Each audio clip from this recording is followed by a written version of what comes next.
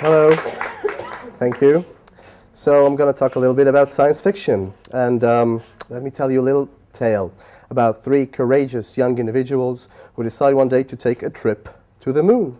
They get inside this teeny tiny capsule, they hurl themselves to space, they explore the moon, and they come back safely to the Earth. Is that science fiction, or is this real life history?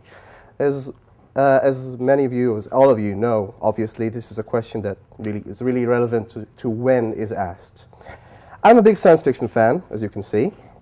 I've been involved with festivals and organizations and conventions for years now, but I'm not here to talk about that. I'm here to talk about the benefits I saw along the way that science fiction has to all of us. My goal here is to have as many of you as possible go outside today and be ambassadors of science fiction. I'll be talking about 4 benefits I see in science fiction. 1 is science fiction as a breeding ground for innovation. 2 is science fiction as a platform for social critique. 3, about the paramount importance of imagining the unimaginable. But let's start with robots and space and superheroes and all that good stuff. It's common wisdom that these are very good ways to get kids excited about science and technology, and science fiction does that very, very well. But it does something else even better. Kids have an amazing sense of wonder, an amazing imagination. I used to stare at this picture, this image. You can't see it really well, but this is Mars. This is Mars taken by the NASA Viking rover back in the 70s, one of the early pictures of Mars. And I looked at it for hours. Kids don't know what impossible means, and they have no limits to their imagination. When we grow up, we somehow forget that, and we need to embrace that. We need to embrace that sense of wonder, especially if you're innovators, entrepreneurs, artists, or anyone. Let's talk a little bit about science fiction as a source, a generator of innovation.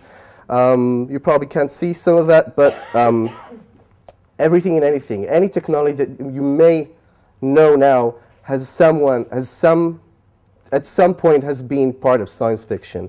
Science fiction brought it into the realm of the impossible. And when something is in the impossible, it only takes time and efforts and resources to make it possible.